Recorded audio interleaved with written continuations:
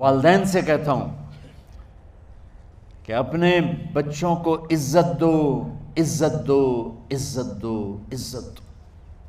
پھر آپ سے زندگی کے بڑے فیصلے ہیں شادی۔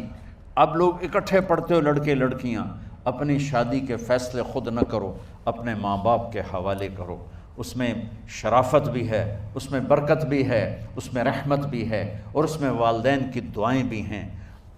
کورٹ میرج کو ہوا نہ دو۔ Boyfriend girlfriend culture ہمارا نہیں ہے۔ میرے نبی کے طریقے میں مرد اور عورت کا صرف نکاح سے تعلق ہے، اس کے علاوہ سب جہنم کی آگ ہے۔ اور والدین سے کہتا ہوں کہ اپنے بچوں سے پوچھ کے رشتے کرو، زبردستی مت کرو۔ میرا معاشرہ بہت سنگین قسم کے جرم کا شکار ہے، بچوں پہ مسلط کر دیتے ہیں، ایتھے ہی کرنی ہے، جٹاں چی کرنی ہے، بٹاں چی کرنی ہے، پتہ نہیں آئے کتوں جٹ بٹ۔ چلو تم ناراض نہ ہو، راجپوتاں چی کرنی، میں راجپوت ہوں، میں اپنی قوم کو بھی رگڑ دیتا ہوں، راجپوتاں چی کرنی، اگاں کرنی ہی کوئی نہیں۔ یہ ظلم و ستم اولاد پہ مت کرو، اپنی بچی سے پوچھو، اگر بیٹی ہاں کرے تو پھر قدم اٹھاؤ، اگر بیٹی کہہ دے میں نہیں کرنا چاہتی تو وہ نافرمان نہیں ہے۔ اللہ کے واسطے میری سنو، صرف تم نہیں سن رہے ہو، اس کیمرے سے لاکھوں کروڑوں لوگ سن رہے ہیں۔ اگر بیٹا یوں کہہ دے کہ ابا میں نے یہاں شادی نہیں کرنی، میرا جی نہیں چاہتا ہے، تو وہ بیٹا نافرمان نہیں ہے، فرما بردار ہے، اس نے شریعت کا حق استعمال کیا ہے۔ اب ایسا ظلم مت کرو کہ نہیں اتھے ہی کرنی ہے، اتھے گھروں نکل جا۔ زندگی تم نے تو نہیں گزارنی، زندگی تو بچے نے گزارنی۔ میں قربان جاؤں، ایک حدیث سنو پہلے، پھر اگلی بات سناتا ہوں۔ ما تزوجت وما زوجت الا بوحی من السماء نزل به جبریل۔ لوگو سنو، میں نے جہاں شادی کی، میں نے جہاں بیٹی کی شادی کی، پہلے آسمان سے جبریل فرشتہ اللہ کا حکم لے کر آیا، پھر میں نے قدم اٹھایا۔ سمجھ گئے میری یہ بات؟ سمجھ گئے سارے؟ اب اگلی سنو۔ حضرت علی فاطمہ کا رشتہ لینے آ گئے، اور جبریل ان سے پہلے آ گئے کہ یا رسول اللہ فاطمہ علی کے لیے ہے۔ باپ محمد مصطفیٰ جیسا ہے، رشتہ مانگنے والا علی جیسا ہے، اور بیٹی فاطمہ جیسی ہے۔ اور آپ پوچھتے ہیں علی کیسے آئے؟ وہ شرم کی وجہ سے کچھ کہہ نہ سکے، چپ۔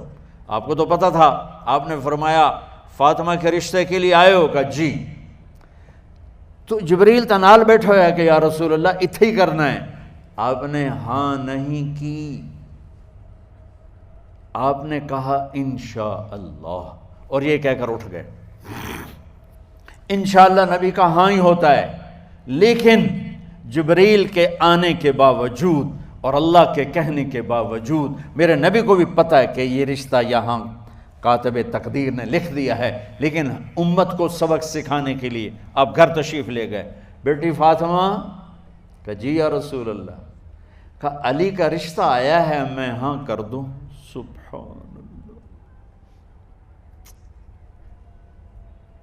میں اپنے دیہاتی بچیوں پہ مجھے رونا آ گیا کہ جنہیں پتہ ہی نہیں ہوتا سانو کہیں دے نال بندے پہ جانور ہے یا انسان ہے۔ علی جیسا داماد، چلو علی کو چھوڑو، فاطمہ کو چھوڑو، جبریل آیا بیٹھا ہے، جبریل آیا بیٹھا ہے۔ اس کے بعد فاطمہ سے پوچھنے کی کیا بات ہے؟ جبریل آ کر کہہ رہا یا رسول اللہ، اللہ کہہ رہا ہے فاطمہ علی کے لیے ہے اور علی فاطمہ کے لیے ہے، اور پھر آپ کہتے ہیں بیٹی فاطمہ ہاں کر دو؟ ہماری تو آج کی بیٹیاں انکار نہیں کرتی، چپ کر کے گاں ماں اس طرح بن چھڑ دین کلے نال۔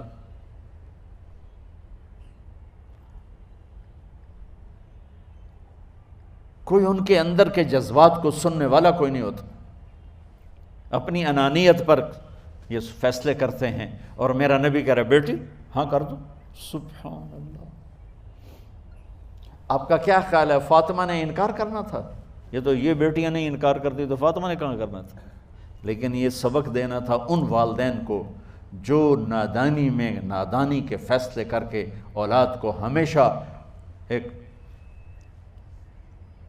ٹھنڈی آگ میں دھکا دے دیتے ہیں۔ حضرت فاطمہ رضی اللہ تعالیٰ عنہا نے جب ہاں کی، پھر آپ باہر نکلے۔